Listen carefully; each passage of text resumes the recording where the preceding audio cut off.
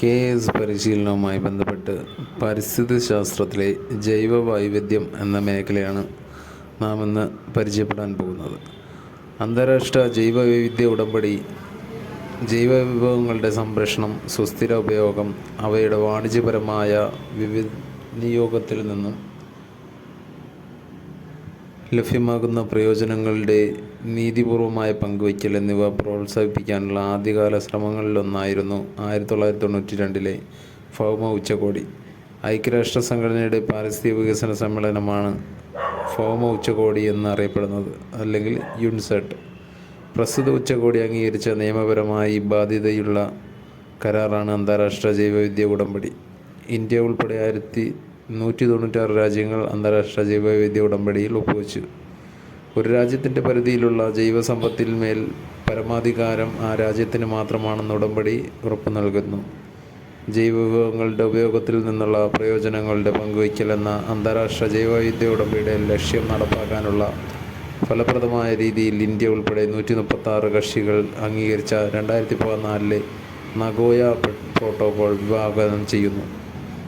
ജൈവവൈവിധ്യ authority 2002 India ജൈവവൈവിധ്യ നിയമം BD act പാസ്സാക്കിയത് അന്താരാഷ്ട്ര ജൈവവൈവിധ്യ ഉടമ്പടിയിലെ വ്യവസ്ഥകൾക്ക് അനുസൃതമായിട്ടാണ്.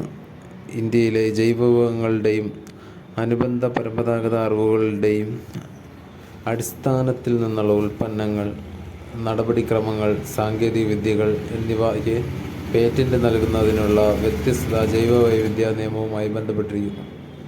ഇന്ത്യയിലെ ജൈവവൈവിധ്യ നിയമം 2002 നടപ്പാക്കുന്നതിനായി ത്രിതല സംവിധാനത്തിലാണ് രൂപം നൽകിയിട്ടുള്ളത്.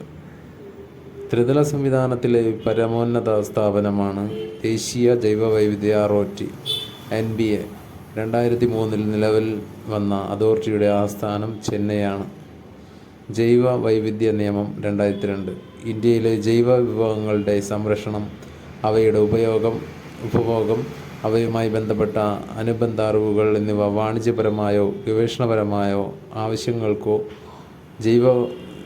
ജൈവ സർവേക്കോ ജൈവ ഉപയോഗത്തിനോ വിനിയോഗിക്കുന്നതാണെന്നാണ് നിയമം അനുശാസിക്കുന്നത്. ഇന്ത്യൻ ജൈവ വിഭവങ്ങളുമായി ബന്ധപ്പെട്ട ഗവേഷണ ഫലങ്ങളുടെ കൈമാറ്റവും ബൗദ്ധിക സ്വത്തവകാശത്തിനുള്ള അപേക്ഷ നൽകലും ഈ നിയമത്തിൻ്റെ പരിധിയിൽ വരുന്നു. വിദേശികൾ, പ്രവാസി ഇന്ത്യക്കാർ, കോർപ്പറേറ്റുകൾ, ഇന്ത്യയിലല്ലാത്ത അതോ ഓഹരി മൂലധനത്തിലോ മാനേജ്മെൻറ്റിലോ ഇന്ത്യയിതര പങ്കാളിത്തത്തോടെ ഇന്ത്യയിൽ പ്രവർത്തിക്കുന്നതോ ആയ സംഘടനകൾ, സ്ഥാപനങ്ങൾ എന്നിവ ഈ നിയമത്തിൻ്റെ പരിധിയിൽ ഉൾപ്പെടുത്തിയിരിക്കുന്നു. സംസ്ഥാന ജൈവവൈവിധ്യ ബോർഡ് 2005 കേരള സംസ്ഥാന ജൈവവൈവിധ്യ ബോർഡ് KSBB സ്ഥാപിതമായത്. 2008 കേരള സംസ്ഥാന ജൈവവൈവിധ്യ ചട്ടങ്ങൾ നിലവിൽ വന്നു. കേരള സംസ്ഥാന ജൈവവൈവിധ്യ ബോർഡ് നിലവിൽ വന്നയുടൻ ഏറ്റെടുത്ത ഒരു പ്രധാന ദൗത്യം വിവിധ താൽപര്യ കക്ഷികളുമായി ആശയവിനിമയം നടത്തി ജൈവവൈവിധ്യ സംരക്ഷണ പരിപാലന തന്ത്രങ്ങൾ, കർമ്മപദ്ധതികളും തയ്യാറാക്കുക എന്നതായിരുന്നു. 2019 സംസ്ഥാനത്തെ എല്ലാ തദ്ദേശീയ സ്ഥാപനങ്ങളിലും ജൈവവൈവിധ്യ പരിപാലന സമിതികൾ BMC രൂപീകരിച്ചു. ഇന്ത്യയിൽ ഈ നേട്ടം കൈവരിക്കുന്ന പ്രഥമ സംസ്ഥാനമായി കേരളം മാറി. ഓരോ ജില്ലയിലും സാങ്കേതിക സമിതി അംഗങ്ങളുടെ സഹായത്തോടെ ജനകീയ വൈവിധ്യ രജിസ്റ്റർ PBR തയ്യാറാക്കാനുള്ള പ്രവർത്തനങ്ങൾക്ക് സംസ്ഥാന ജൈവവൈവിധ്യ ബോർഡ് തുടക്കമിട്ടു. പൊതുജന പങ്കാളിത്തത്തോടെയാണ് ജൈവവൈവിധ്യ രജിസ്റ്റർ കേരളത്തിൽ തയ്യാറാക്കിയത്. ജൈവവൈവിധ്യ ഹോട്ട്സ്പോട്ടുകൾ വളരെ ബൃഹത്തായ ജൈവസമ്പത്തും ജീവികളിലെ ദേശീയതയും നിലനിൽക്കുന്ന പ്രദേശമാണ് ജൈവവൈവിധ്യ ഹോട്ട്സ്പോട്ടുകൾ. ഒരു ജീവിവർഗം ഒരു പ്രത്യേക സ്ഥലത്ത് മാത്രം കാണപ്പെടുകയും മറ്റൊരിടത്തും കാണപ്പെടാതിരിക്കുകയും ചെയ്യുന്ന അവസ്ഥയാണ് തദ്ദേശീയ അഥവാ എൻഡെമിസം.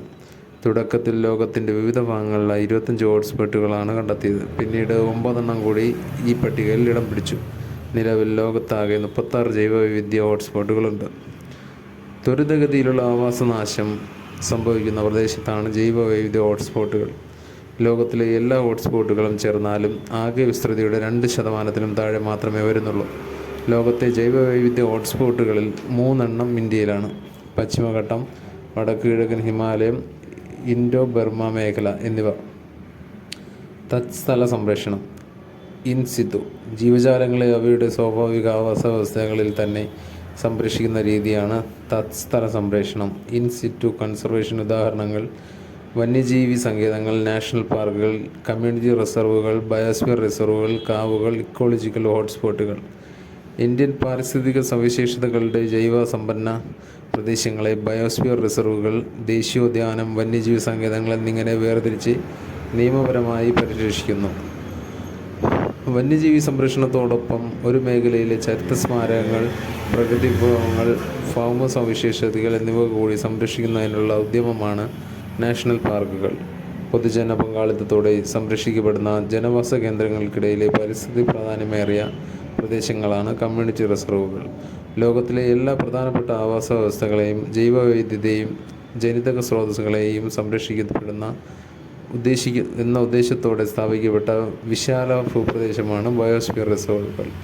മനുഷ്യവാസ പ്രദേശങ്ങളിൽ സംരക്ഷിക്കപ്പെടുന്ന വിസ്തൃതി കുറഞ്ഞ ജൈവ വൈവിധ്യ മേഖലയാണ് കാവുകൾ, സേക്രഡ് ഗ്രോവ്സ്. ബഹിർസ്ഥല സംരക്ഷണം, എക്സ് സിറ്റു. ജീവികളെ അവയുടെ സ്വാഭാവിക ആവാസ വ്യവസ്ഥയ്ക്ക് പുറത്ത് സംരക്ഷിക്കുന്ന രീതിയാണ് ബഹിർസ്ഥല സംരക്ഷണം, എക്സ് സിറ്റു കൺസർവേഷൻ.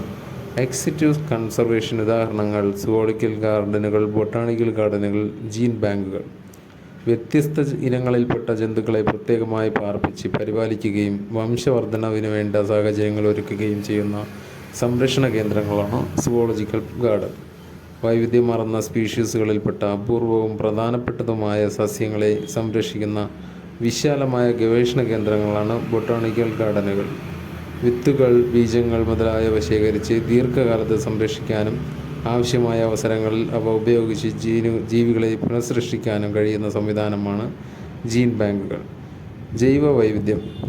ജൈവിക ഘടനയുടെ എല്ലാ തലങ്ങളിലും സംയുക്ത വൈവിധ്യത്തെ വിശദീകരിക്കുന്ന ജൈവ വൈവിധ്യം, ബയോഡൈവേഴ്സിറ്റി എന്ന പദം ആവിഷ്കരിച്ച് പ്രചരിച്ചത് സാമൂഹിക ജീവശാസ്ത്രജ്ഞനായ എഡ്വേർഡ് വിൽസനാണ്.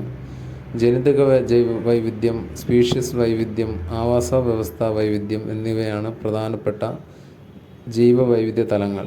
ഒരു സ്പീഷീസ് അതിൻ്റെ വിതരണ പരിധിയുമായി ബന്ധപ്പെട്ട് ജനിതക